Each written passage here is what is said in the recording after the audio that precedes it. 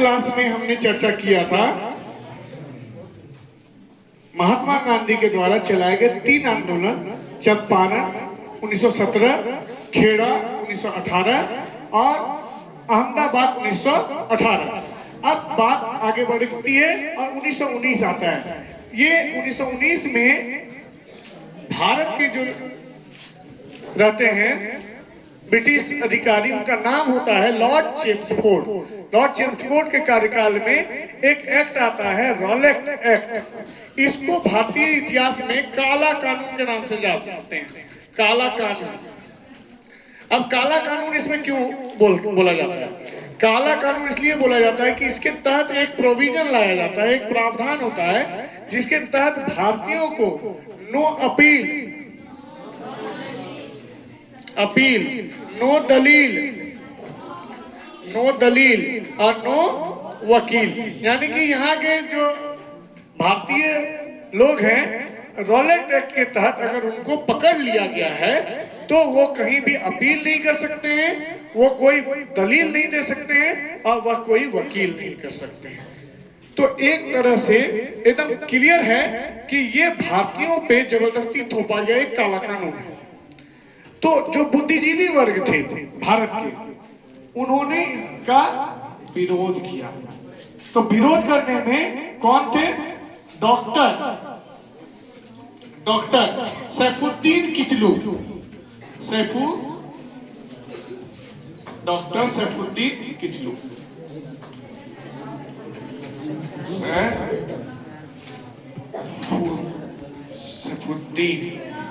सैफुद्दीन किचलू और डॉक्टर सत्यपाल। अब ध्यान से सुनिए, डॉक्टर सत्यपाल और डॉक्टर सैफुद्दीन किचलू जो दोनों ही पंजाब से थे, दोनों ने इनका विरोध किया और विरोध करने के कारण इन दोनों को 10 अप्रैल 1919 को पकड़ लिया जाता है, जेल भेज दिया जाता है। ठीक है, अब जब इन लोगों को जेल भेज दिया जाता है तो पंजाब में लोगों का विरोध प्रदर्शन होता है। उसी समय जैसे हम लोगों का तिल संक्रांत होता है, लोहरी होता है, उसी तरह उनका एक बैसाखी पर्व होता है। हम लोग क्या करते हैं, पर्व त्योहार में भारतीयों का ये है कि मेला लगाते हैं। तो एक अमृतसर में एक जगह है जलियांवाला बाग। आप लोग ध्यान से सुनेंगे, जलियांवाला बाग में लोग इकट्ठा होते हैं। वहां 2 तरह के लोग इकट्ठा होते हैं, ध्यान से सुनिएगा। वहां 2 तरह के लोग इकट्ठा होते हैं। एक होते हैं जो इन दोनों की रिहाई की योजना बनाते हैं और लोगों से आग्रह करते हैं, यानी कि सैफुद्दीन किचलू और सत्यपाल की रिहाई के शांतिपूर्ण वार्तालापें हो रही हैं। वहां लोग चाह रहे हैं कि सैफुद्दीन किचलू और सत्यपाल रिहा हो। और एक जो है दूसरा वर्ग जो है बैसाखी पर्व मनाने के लिए गया हुआ है वहां मेला में। ठीक है, अब ध्यान से सुनिए कि जब ये जाता है तो वहां के जो जिलाधिकारी होते हैं, ठीक है, जनरल ओडायर,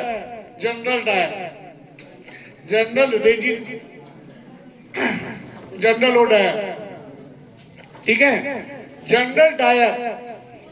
है, जनरल ओडायर जो हैं, ये क्या करते हैं, एक इसी में है जनरल माइकल, यहाँ जनरल है, उनका नाम है माइकल।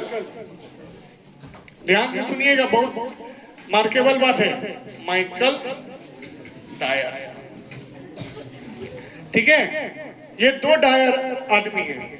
एक जो है वह डिस्ट्रिक्ट मजिस्ट्रेट है, डीएम, और एक जो है राज्य का अधिकारी है, राज्य हेड, यानी कि इससे पूछ के कोई काम करना होता है। यानी कि राज्य के जो हेड हैं, डीजीपी रैंक के अधिकारी, वह है माइकल ओडायर। ठीक है, और जनरल आर डायर जो है ये डीएम है। अब जनरल ओ डायर जो है, जो जनरल आर डायर यानी ऊपर वाले, बच्चे ध्यान देंगे, सावधानी से सुनेंगे, जो बातें इंपॉर्टेंट है उनको जरूर नोट डाउन करें, परीक्षा के लिए वह उपयोगी है आपके लिए। तो जनरल आर डायर जो है वह जलियांवाला बाग में पहुंच जाते हैं और वो बोलते हैं कि आप लोगों ने रॉलेट एक्ट का कानून का उल्लंघन किया है, 1919 का उल्लंघन किया, इसीलिए आप लोगों पे फायरिंग की जाएगी, गोली मार दी जाएगी, और अपने सैनिकों को आदेश देते हैं कि शूट फायर, ठीक है, उन पे फायर करते हैं और बोलते हैं कि गोली तब तक चलाओ जब तक गोलियां खत्म नहीं हो जाए। ये सुनते ही वहां पर भगदड़ मच जाती है, लोगों में अफरा तफरी मच जाती है, लोग भागने लगते हैं, और इस क्रम में लगभग वहां पर कहा जाता है कि 20,000 लोग थे। वहां पर कितने लोग थे? 20,000। 20,000 में लगभग हजारों लोग से ज्यादा लोगों की मौत हो जाती है, वो दीवार भागने में या कुएं में कूद जाने से। सरकारी आंकड़ा है 379 का, ठीक है, इतने लोग जो हैं उनकी सरकारी आंकड़ा है, रिकॉर्ड है, ये रिकॉर्ड है। बच्चे आप नोट करेंगे 379 रिकॉर्ड है, गवर्नमेंट रिकॉर्ड है, ठीक है। अब ध्यान से समझिए,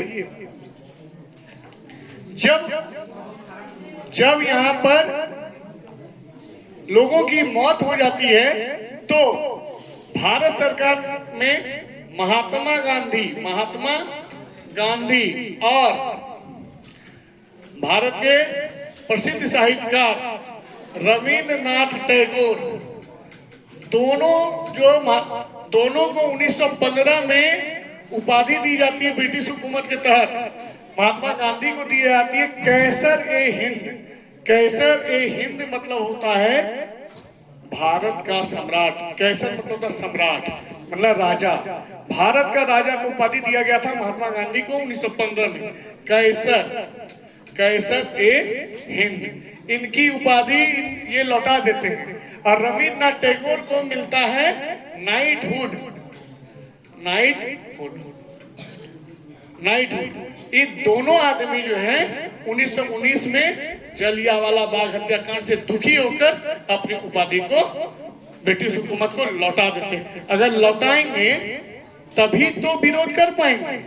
अगर वो रखते उपाधि तब तो लोग, आम जनमानस ये सोचती कि ये दोनों तो ब्रिटिश हुकूमत के सरकार हैं, मतलब उनकी बातों को मानते, इसीलिए उन दोनों ने ये उपाधि ब्रिटिश हुकूमत को लौटा देते हैं। और एक जबरदस्त बात अभी हमको याद आ गया, एक है नाम उधम सिंह, ध्यान से सुनिएगा। उधम सिंह, जब भी जलियांवाला बाग हत्याकांड होती है, उधम सिंह उस समय मौजूद होते हैं और उधम सिंह के सामने ही जनरल आर डायर जो हैं वो गोली चलाने का आदेश देते हैं। सारे लोग मर जाते हैं लेकिन उधम सिंह बच जाते हैं, और वो तभी ही प्रतिज्ञा करते हैं कि ये जो अधिकारी है जिसने निहत्थे लोगों पे गोलियां चलाई, उनको भी हम उसी तरह मौत देंगे, ठीक है। और आपको मैं बता दूं कि बच्चे पीछे वाले शांत हो जाएं। उधम सिंह जो है प्रतिज्ञा करते हैं कि, और माइकल ओ डायर, ध्यान से सुनिएगा, माइकल डायर को लंदन जाके किंगस्टन हॉल में 1940 में 21 साल बाद जो है, इसको सोचो कि किसी आदमी को कितना ज्यादा नफरत हो गया होगा, कितना पीड़ा हुई होगी कि उस आदमी ने 21 साल बाद जाके माइकल ओ डायर को गोली मार देता है। यानी कि जो जलियांवाला बाग हत्याकांड का मेन कल्प्रिट था, जिसने आदेश दिया, जिसने समर्थन किया, उसको भी गोली मार देता, जनरल आर डायर को। लेकिन जनरल आर डायर की मौत 1927 में हो जाती, इसीलिए उसको नहीं। इसी जमाने में, ध्यान से सुनिएगा, इसी जमाने में एक साहित्यकार हुए, उनका नाम था दुष्यंत। उनकी 4 पंक्तियां जो हैं उस जमाने में भारतीय लोगों को काफी मोटिवेट किया है। वो चार पंक्तियां इस प्रकार हैं। हो गई है पीर, हो गई है पीर पर्वत सी, अब पिघलनी चाहिए इस हिमालय से भी कोई गंगा निकलनी चाहिए। हो गई है पीर पर्वत सी, अब पिघलनी चाहिए इस हिमालय से भी कोई गंगा निकलनी चाहिए। आज ये दीवारें पर्दों सी हिलने लगी है, शर्त यह थी कि ये बुनियाद हिलनी चाहिए। हर सड़क पर, हर गली में, हर नगर में, हर गांव में, हर लहराते हाथ, हर लाश चलनी चाहिए। मेरा मकसद हंगामा करना, खड़ा करना नहीं है। मेरी ये कोशिशें हैं कि किसी भी हाल में ये सूरत बदलनी चाहिए।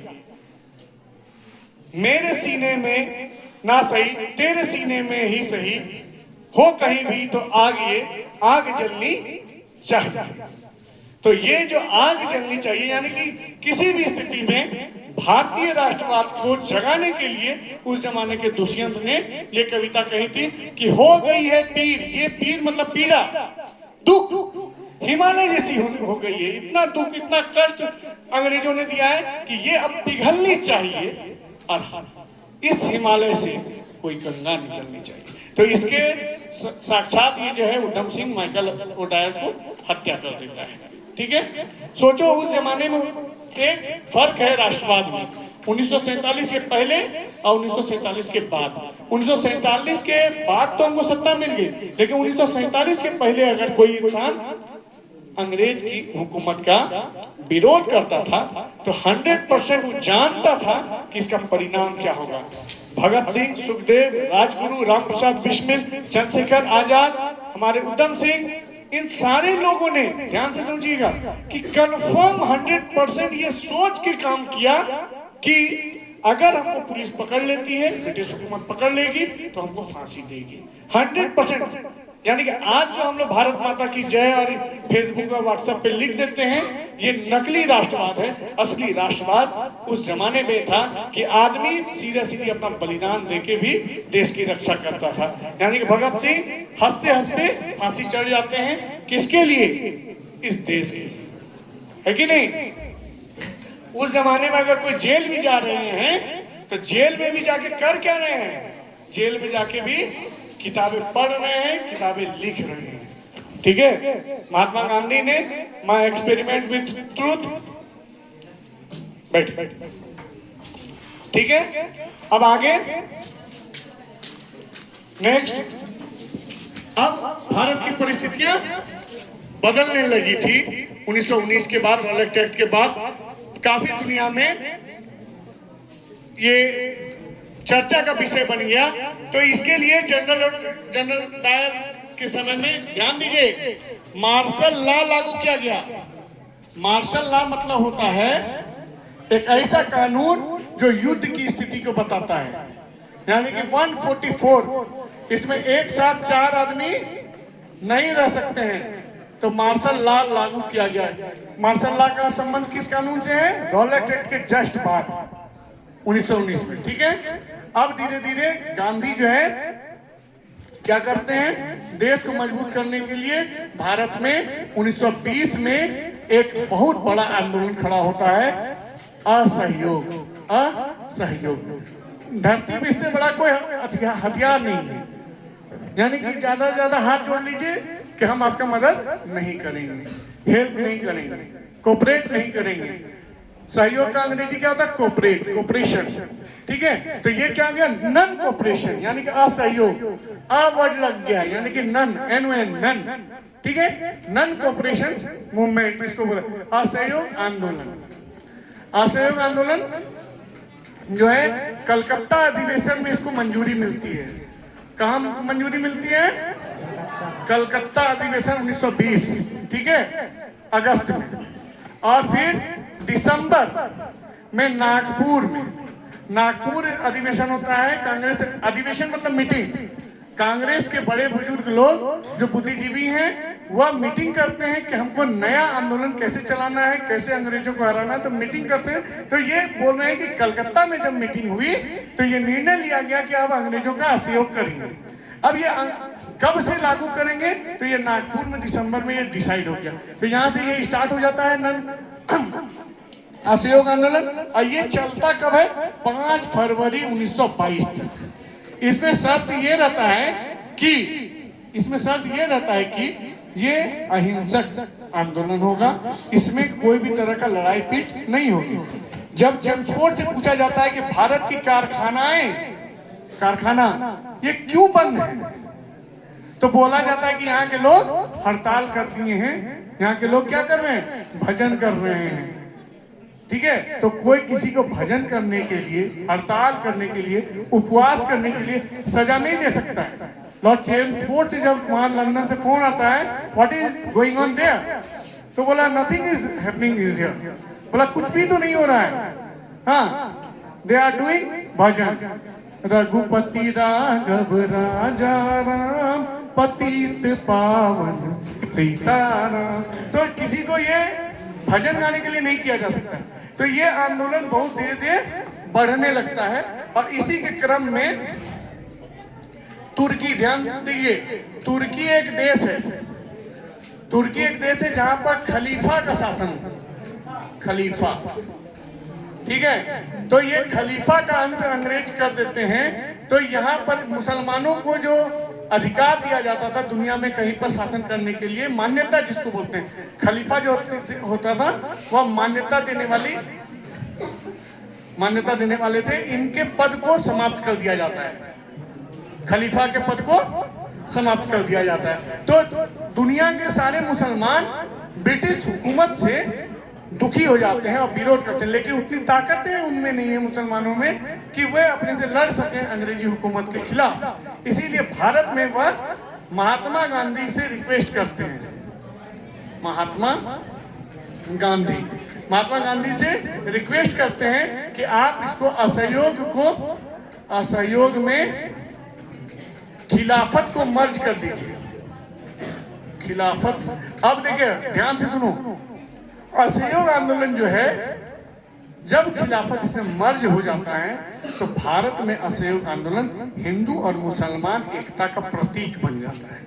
हिंदू और मुसलमानों के एकता का प्रतीक। परीक्षा में आता है कौन से आंदोलन में हिंदू और मुस्लिम दोनों ने एकता दिखाई, ठीक है। तो हिंदू और मुसलमान यहाँ पर क्या कर रहे हो जाते हैं, एक हो जाते हैं। लेकिन अंग्रेज बार बार इसको उकसाना चाहते हैं, ये नहीं, ये होते हैं, नहीं उकसते हैं। तो लास्ट में 5 फरवरी 1922 को एक जगह है यूपी में, हाँ, चौरी चौरा में, गोरखपुर में है ये जगह। कहाँ है, गोरखपुर में क्या किया जाता है कि लाठी डंडा से भारतीयों को मारा जाता है। तो उसके प्रतिशोध में, यानी गुस्से में आके ये लोग भी वहां पर थाना को जला देते हैं और जितना पुलिस अधिकारी है उसको भी मार देते हैं और वहां के हथियार को भी लूट लेते हैं। तो जब ऐसी घटनाएं